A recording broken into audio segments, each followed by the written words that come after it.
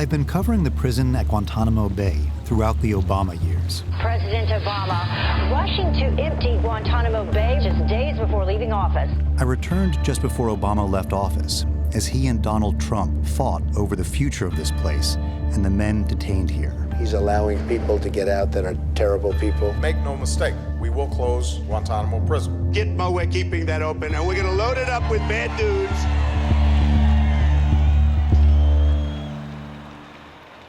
Gitmo still houses notorious terrorists like Khalid Sheikh Mohammed, the self-proclaimed mastermind of the 9/11 attacks. Tell us where we are. We're standing right now in front of Camp 6, and that's where the majority of the general population detainees are housed. Just don't get any guard faces in the back. This time, I was here to report on Obama's final push to empty out the prison.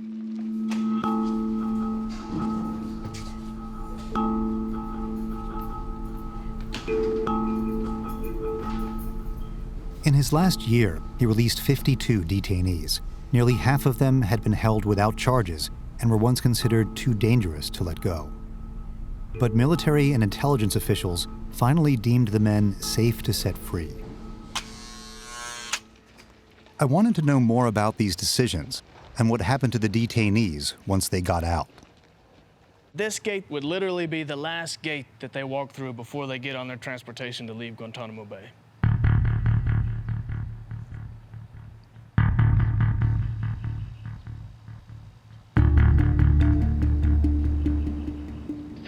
Detainees just released to the United Arab Emirates. The detainees have been scattered around the globe, taken in under secret deals. Bodyguard for Osama bin Laden is now free after being held for 14 years.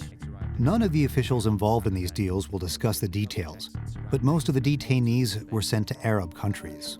The Obama administration quietly took 10 terror suspects from the prison at Guantanamo Bay and transferred them to the Middle Eastern country of Oman. Some were sent to rehab centers in places like Oman. The U.S. released 4 Yemeni men with some relatives waiting. Others were reunited with their families in Saudi Arabia.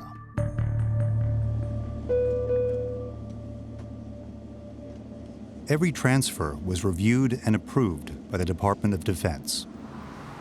Hey, how are you? Chuck Hagel personally signed off on more than 40 detainees during his years as Secretary of Defense. In terms of the facts about former detainees, what should Americans make of their danger, their status? There's always the danger, of course, because this is an imperfect process. But every one of those detainees I signed off on, it was based on the best, absolute best information, intelligence, and knowledge and certification that we could come up with.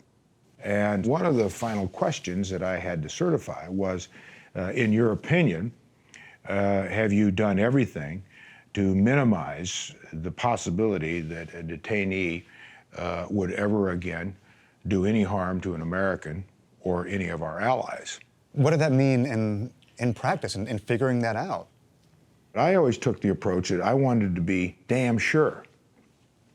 And I wanted assurance from my security people that, in fact, they had seen physically where these people were going to be, who was going to monitor them, how often the monitoring.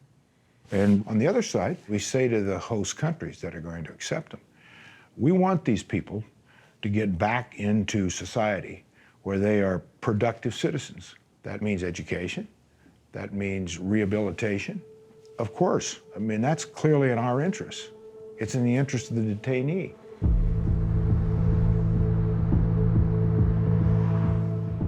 Few of the ex-detainees have been heard from since their release. Their lawyers say that the ones sent to Arab countries seem to be adjusting, but I've heard others are having problems. A handful of men who were taken to non-Arab countries with little support. One of them, among the last to leave Gitmo, is willing to talk. Mansour al-Daifi, prisoner number 441 from Yemen.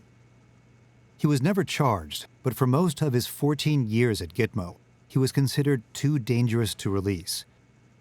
In 2015, a review board convened by President Obama determined he was no longer a threat. Yemeni detainees are barred from going home because of political instability there. So last summer, he and another detainee were transferred to Serbia.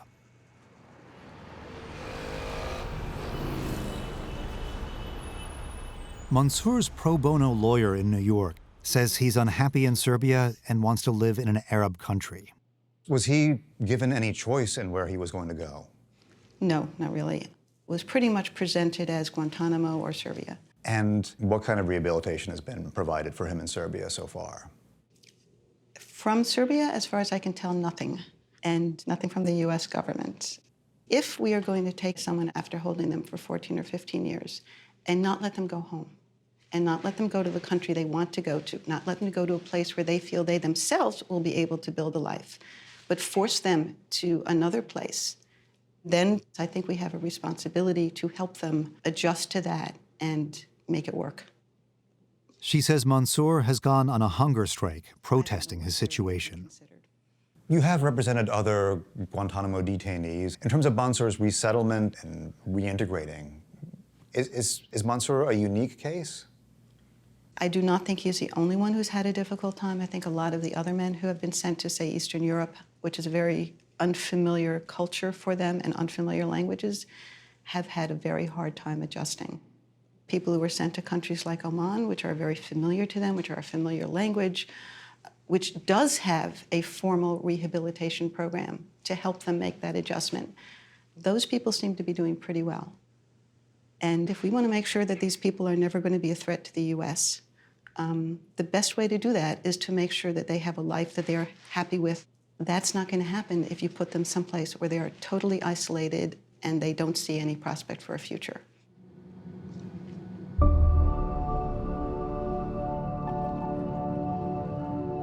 As I set off to meet Mansour in Belgrade, Serbia, here's what I knew about him. He'd spent time at an al-Qaeda training camp in Afghanistan before being captured when he was in his early 20s. Much of his case file remains classified, but leaked documents show that at first, the US government claimed he was an al-Qaeda commander. His final review, however, came to a very different conclusion.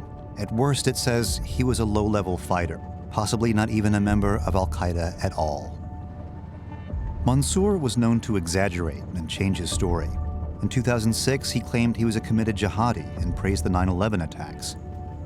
But by 2015, he claimed he wanted a college education and was a fan of Taylor Swift. Still, Serbia seemed a surprising place to send a man once labeled a Muslim terrorist. Every Muslim house burned, every Muslim killed or run off. In the 1990s, Serbian troops slaughtered tens of thousands of Muslim men, women, and children. The Serbs call it ethnic cleansing and brag about their efficiency. NATO bombed Belgrade to stop years of carnage.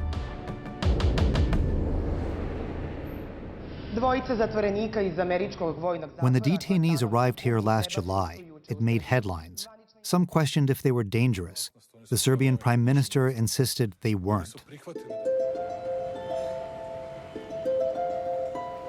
The other detainee has refused to talk at all, and Mansour has kept a low profile, avoiding publicity while his lawyer has been telling officials about his unhappiness and his hunger strike. Now he wants to go public in hopes of being moved.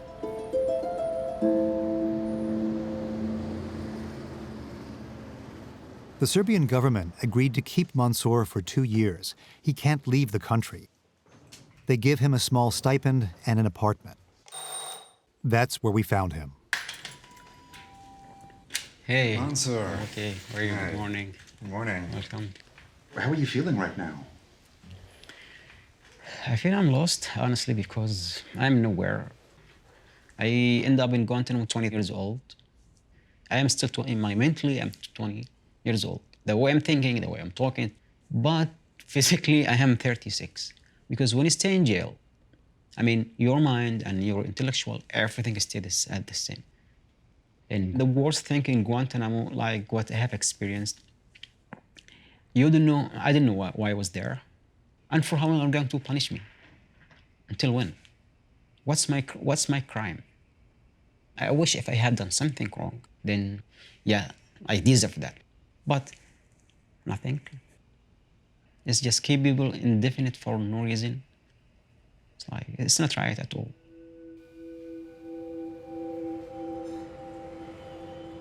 Mansour's detention may have been prolonged by what he told a review board in 2006. After nearly 5 years at Gitmo, he declared himself an enemy of the United States. I regret that now. I was mad, I was young, I was crazy, of course. Imagine you are in a place where you're like all totally disconnected to the world outside, to your family, to lawyers, to anyone.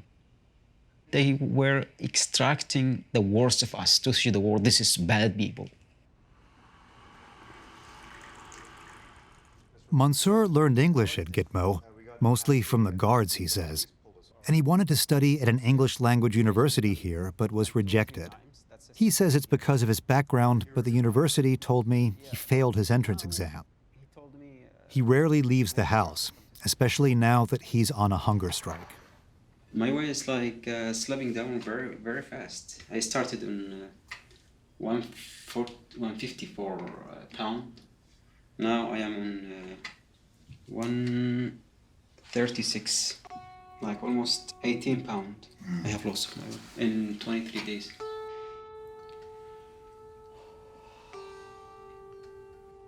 For most of the detainees at Gitmo, refusing to eat was a common form of protest.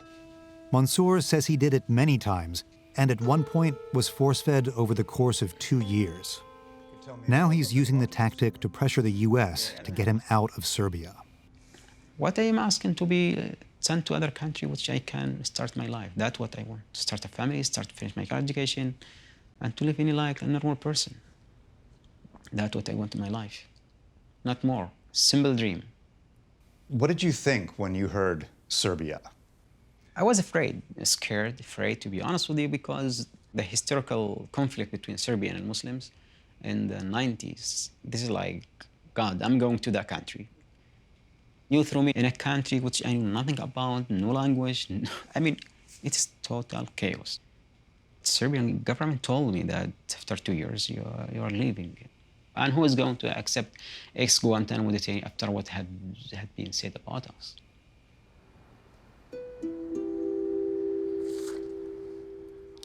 Every night, Mansour works on a memoir about his time at Guantanamo. He shared a draft with me. When we left him, we planned to come back the next morning and continue our interview. Within a few minutes, our taxi was pulled over. Police pull us over. About, I think, 3 or 4 officers. They said random check. We were with our local producer, Valerie Hopkins. We're talking now. He wants to know, what do you guys do? We're reporters. Novinari. Hoćemo li imati više ovakvih susreta? Hvala, prijatno. Has this ever happened to you before? Od 95. evo prvi put me zaustavila. Nikad. Zaustavila me ova saobraćajna policija. Isto kontrola, papiri, 3-4 puta. Ovo su, razlikujte vi njih. Ovo su interventni. Samo ima nešto tako, budim nešto sumnjivo. Rutinski to,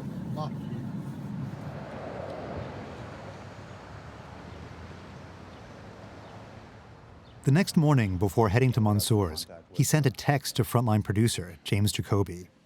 He says, look, I have a problem, and he said, I don't think I can talk to you today. Government was here. That is what I can say now.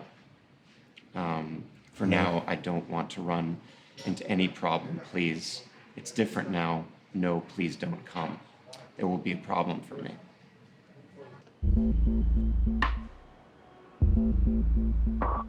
Mansour went silent, and so began an unexpected journey. We went to his apartment and called him repeatedly. Customer you have dialed is unavailable at the moment. We spoke to his lawyer in New York, but she didn't know where he was either.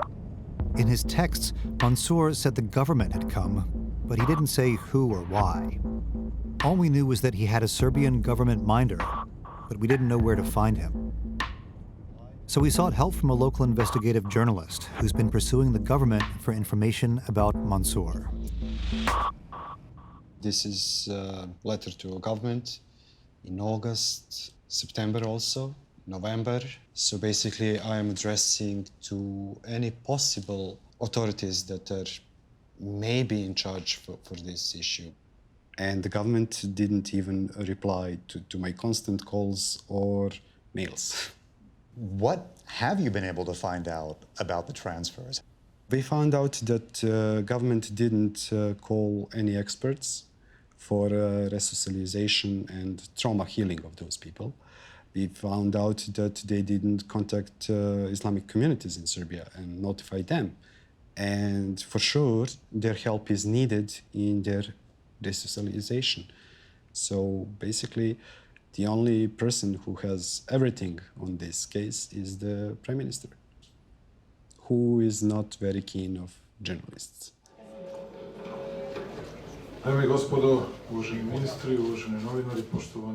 I found out the Prime Minister, Aleksandar Vučić, was having a press conference.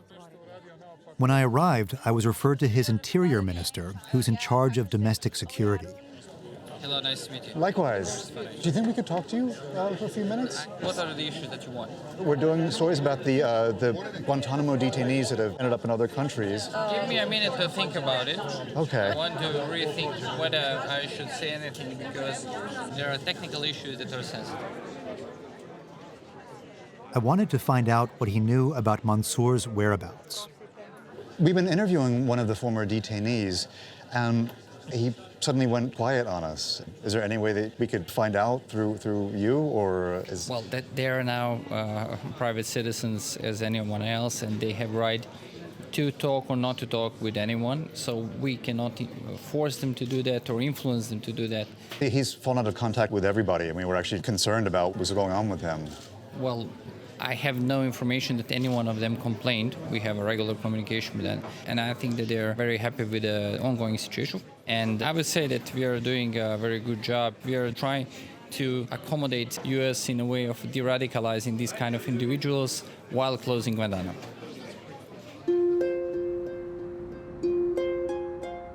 For 2 days, we looked all over Belgrade for Mansour. And the U.S. Embassy couldn't offer much help. Is the State Department responsible for these guys' well-being here? I don't know. You don't know? The best answer is I don't know who has primary responsibility.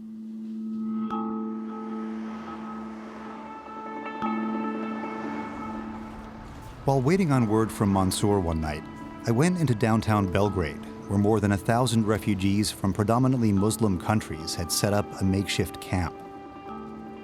The Serbian government has been trying to provide relief, but it's hard to keep up. You're from Afghanistan? Yeah, I'm from Afghanistan. How long have you been here now? More than 2 months. What's it like living here? There behind the bus station, it's really cold there. It's not blanket, not food, it's not water, no shower, nothing. New people come here, many people, lot of children, families, and single men. It's not easy. When I was in Afghanistan, people call us, hey, you are not good Muslim. They tried to kill me. When we come to the Europe, say you are terrorists. For no reason why we terrorists. We did nothing bad here. And we just run from terrorists. What we have to do, we really don't know. It's really hard, yeah.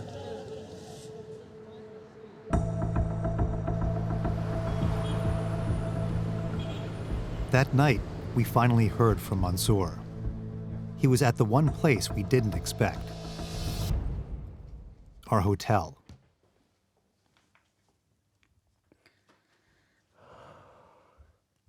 He told us that the morning we were supposed to continue our interview, several Serbian men barged into his apartment and told him to stop talking to us. They were serious, very serious. And I tried to push the door, they pushed the door, and one of them pushed me, I pushed them back. And I couldn't resist because I'm on hunger strike. They took me to the ground. I really felt humiliated.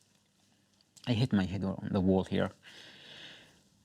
They went, I think they were more than 3. They checked the apartment, they took my phone. And they told me basically just, if you want to stay here, you have to keep your mouth shut. You are lying. You are playing games. If you can stay in this place, we're going to take you someplace where you don't like. That's it. Considering his past, it wasn't surprising the Serbians would keep tabs on him. And it was hard to tell how badly he was being treated. We pointed out that at Gitmo, he was known to exaggerate. I swear by my God, I didn't need to make it up. I understand. If you judge me by this, sorry, I have to go. In Guantanamo, when they put you under pressure, under very bad circumstances, like 72 hours under very cold air condition, and you were tied to the ground, and someone came and poured cold water, whatever, tell him what he wants. Just, okay, get out of my skin. Why I should even lie about Serbia? I'm living here. Why should I create problems for myself with Serbian government?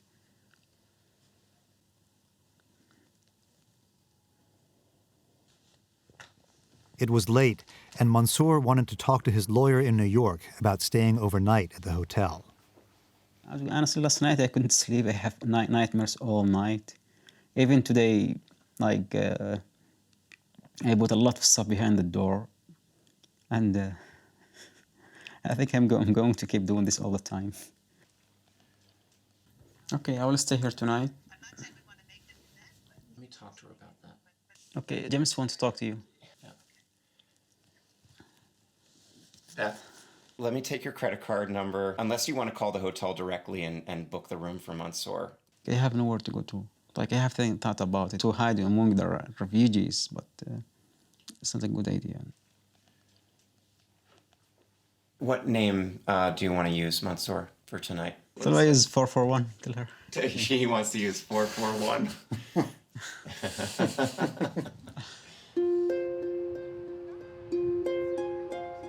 The next day, we went to see if any of Mansour's neighbors had heard a disturbance. I was with Valerie, our local producer.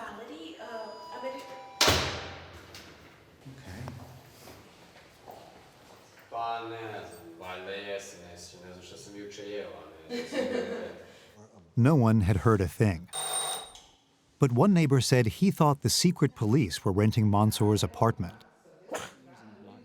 Back inside, Mansour said he was worried the Serbs would return. I'm very afraid of these people. I'm afraid if they see you guys coming back, they look at it as a challenge. Do you think, Mansour, that there was a misunderstanding about the terms of your release, that this is more of the way that things are? I think you have certain restrictions that are placed upon you that they were haven't, not... When I was in Guantanamo, they haven't told me nothing about Serbia. They told me you'll be good there. So, you know what? I will try to forget Guantanamo, start education, learning English, studying, blah, blah, blah. It's bullshit. I try to be reasonable. I try to be nice. I'm trying to be quiet. Because if I get angry, I'm crazy. You know what's been crazy? Guantanamo teach us how to be crazy. I'm not making threats here, but this is how they push me to the corner. I'm trying to get my message to the Serbian US embassy about US government about my problems here.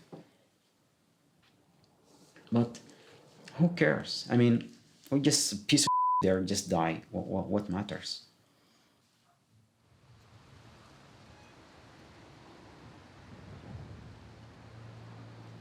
Later that day, we called the Interior Minister's office for comment about Mansour's situation. Hi, Nemanja. I reached his assistant. We've been interviewing one of the former detainees here, and he's made some allegations regarding how things are in Serbia and his treatment. It doesn't scan with what we've heard in the interview and what we heard at the press conference on Sunday. So it was some things we really wanted to give the minister a chance to respond to. Okay. What exactly they said about the street? He's had some interactions, I guess, with some people from the government that apparently didn't go pleasantly. Okay. Okay. Nemanja, thanks very much. We kept trying, but the government never would agree to an interview or respond to questions about Mansour and his allegations.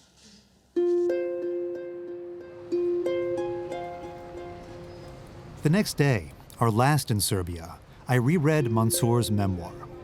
The first line says, "If you have a problem in the camps and you want your problem to be solved, you must cause another problem or many problems. The idea of the book, to let the reader live the life of the detainees. During our time here, Mansour would say very little about his past. But before leaving, I pressed him again about it and what he'd written about how Gitmo changed him. I have in my head, I think, the first line of your book, which I won't get it precisely word for word. In the camps, if you have a problem and you want to solve it, if you have a problem, you have to create other problems. You have to protest. You have to behave crazy. You have to kick the doors. Why people behave like that? They're not crazy. They're not crazy. This is the way how people behave. This is the way how actually the place make these people behave. I mean, we were like animals in cages, literally. Just animals who can behave like humans. That way they were treated. I mean, I was wondering always what they want from us. How did you first get picked up by the Americans? Okay, we didn't want to go there first. I was sold like anyone else. You're sold? Sold by Afghans to CIA. And from there, we got stuck here. I didn't want to mention Afghanistan. You don't want to talk about... While he wouldn't say more, according to his case file, Mansour was turned over to the U.S. by an Afghan warlord who was reported to be on the CIA payroll. As I told you, why don't you want to talk about that? Okay, let us say wrong time, wrong place. I need to write it and put it my past in my separate book and separate story. You will see it one day, I promise you. You write about Guantanamo had the difficulty being in a place where you don't trust anybody and no one trusts you. And you talk about the situation here in Serbia where there are people who, say that you're a liar or like say that you might be making things up. I mean, first of all, the governments here, or every government, they get a picture from the United States government that the stereotype, those people are liars, they pretend they are psychologically ill, blah, blah, blah. And I was shocked and surprised. And everyone repeat the same thing. And I'm afraid that you get affected with the disease here, liar, liar, liar. I didn't want to talk to you more to appear a liar here. Finish.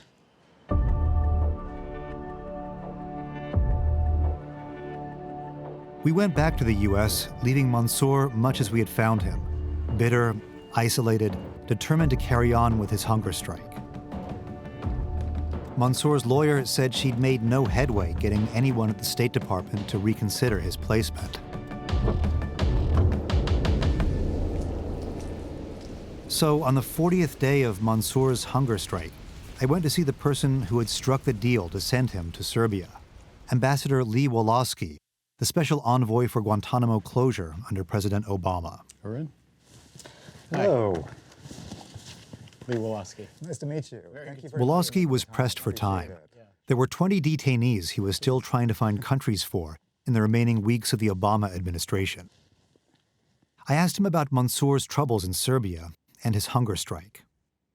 We spent some time with a former detainee who has been resettled in Serbia. He was sent there last July. He seems like he is in a very desperate situation. And he's gotten to the point that he's gone on a hunger strike to protest that. Well, I'm not aware that he's on a hunger strike. This is the first I've heard that he's on a hunger strike. His lawyer said that they'd informed the U.S. government about the hunger strike. Well, hunger strikes are not the right way to proceed in addressing grievances. The right way to do things there is to try to make the resettlement work. We can't force people to make good life choices. We can only encourage them to do it and to create an environment where that's possible. I think we've done that here, and I think the Serbian government has also done it. Is there any additional responsibility from the U.S. government to the detainees after they've been released and resettled? We don't make apologies for having detained people lawfully. However, we also try to create an environment where individuals can move forward with their lives. The Serbian government has created an environment where if he decides to learn the language and take advantage of the opportunities that are being offered to him, we are still confident that it can be a successful resettlement. But on the State Department's own website, it talks about xenophobic violence being a problem in Serbia. We've seen no indication in this case that is a factor at all. None of the resettlements that we do are easy. They require work on the part of the individual that's been transferred and put in a completely alien environment. I'm not minimizing that. What I am saying, though, is that sometimes life isn't perfect, and you have to, make a decision about where you find yourself in life. I do have to be in a meeting to make sure that we're able to get more people out of Guantanamo. Weeks later, I'd heard that Mansour started eating again when his mother in Yemen threatened to start her own hunger strike if he didn't stop his. Then, when I was home on a Saturday afternoon, he called. This empty. He said he discovered hidden cameras in his apartment and started ripping them out. Was one in the corner there. You see it? Yeah. Yeah, hold it up a little higher. It was here. I used my iPad to record our video call. Second one is here. The third one is there. You see it? Yeah. This is enough for me. Really, it's enough. Being watched on camera on my part in the place where I live. I imagine probably, whoever has the cameras is going to probably come by at some point. I'm in deep. So. A few minutes later, a group of men came in. Mansour turned the camera on them and kept talking to me. The police came here, and the government and the Secret Service, they came here, and there's a mosque here, and there is more guns, like 8 of them, inside, outside. So what is going to happen right now? I don't know. Okay. Can you leave my laptops, please? Who give you an order to take my laptop? Sure. I don't think this will end well. What's wrong with you? You tell me what's wrong with me. Oh, come on. At that point, more men came in. So, can you tell me why I'm being watched in my apartment? Give me one reason. Am I a criminal? I don't know. Are you a criminal? No, I'm asking. I don't know. I don't know. You have 2 choices. Yes. We take your phone now, and you are going in the hospital if you make any kind of the problems. You know the situation. Just listen to me. I'm speaking now. You don't speaking now. And no, I'm not giving you my phone. And if you tell me, no, I'm not. Don't talk to me like this, please. You know who you are here. No, I don't care. You take me to your country. It's not my fault. You have the choice. I didn't. No. And to speak. No. Speak with me like a man. Speak with me. I'm calming down. I have done nothing wrong. I opened the door for you. I cooperate with you. Now you want to raise your voice against me. What do you have done? Tell me my problem. I'm not slave. I'm not a slave. You're not the slave. If you want to kill me, I don't care. I 15 years in Guantanamo. I traveled to you against my will. Now you write numbers against me. Don't scare me. Look, if I was a bad guy, I'm not stupid. I'm very smart. I'm very dangerous. But I respect Serbian government. I respect Serbian people. I have promised I will never do anything in Serbia. And this is the procedures. But listen to me. You come to threat me now. Mansour's video cut out, but the audio kept going as the men explained why they were there. We, as a state matter, we have to see if you have any other intentions except going back to a normal life. How should I know you are not unfriendly? Look, I have done nothing wrong in my life. I have nothing to be afraid of. Oh, the only thing that I'm caring is that nothing happens. Nothing happened and nothing will happen. I want to make my life. I want to start my life. I asked to come to an Arab country. Did you know that you don't probably have opportunity to do it? I see that the Trump administration now, it is not the same like before 1 month. I don't think that you actually had a choice. Mansour told me they took his phone and laptop, and when he got them back, he says all of his data had been wiped clean. I called Serbian officials again for comment, but they wouldn't respond. I returned to Guantanamo just before President Trump took office. There are still 41 detainees being held. 5 of them are accused of planning the 9/11 terror attacks. Their trial is expected to take place here in the coming years. Around the base, there are signs of a long future ahead. What's going on here in terms of the construction? Currently here on the Alpha Block will be exam room for the Detainee Medical Center. How far away is this from being finished? Sometime in 2017. The commander of the detention center says they're prepared. There's some construction going on here. Is that an indication that this facility will be around for a while?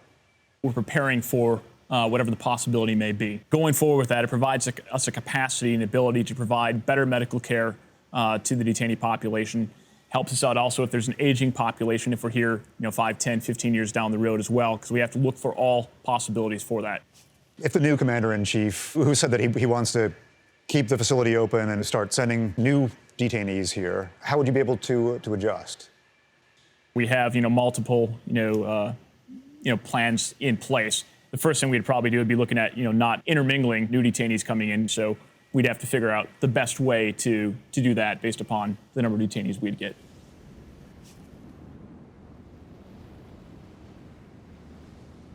Outside, as I took another tour of the camp, something unusual happened. A detainee yelled out to me from the rec yard. Go home. I leave, go home. You leave, go home? Where's home? Communication between detainees and journalists is usually forbidden. They made us stop filming. But I was able to continue talking to him off camera for several minutes. He said he was detainee number 242, that he'd had 4 reviews but is being held indefinitely without charges. He said he's worried he'll be here forever. Later, I texted Mansour about the exchange. I texted him that a detainee tried to talk with me. It's prisoner number 242. Mansour says, "This is my best friend." He said, "I think he is hunger strike. His name is Khaled, Yemeni. Hasn't been clear yet." Mansour said they want him to admit he was wrong. They are crazy. But he says, "Sorry, can't talk about this issue anymore. It brings only pain, and I haven't figured out what to do." Today, there are 26 detainees, like the one who called out to me, being held here indefinitely without charges. And there are 5 men who had been cleared for release, like Mansour, but didn't get out of Guantanamo before Donald Trump took office.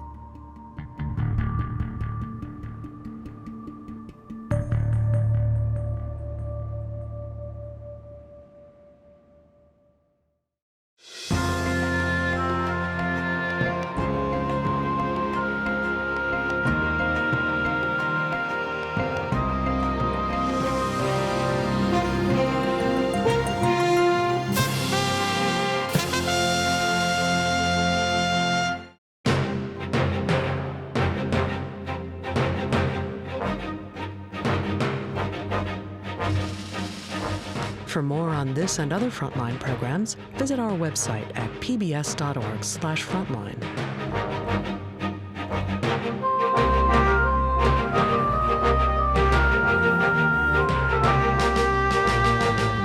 Frontline's Out of Gitmo is available on DVD.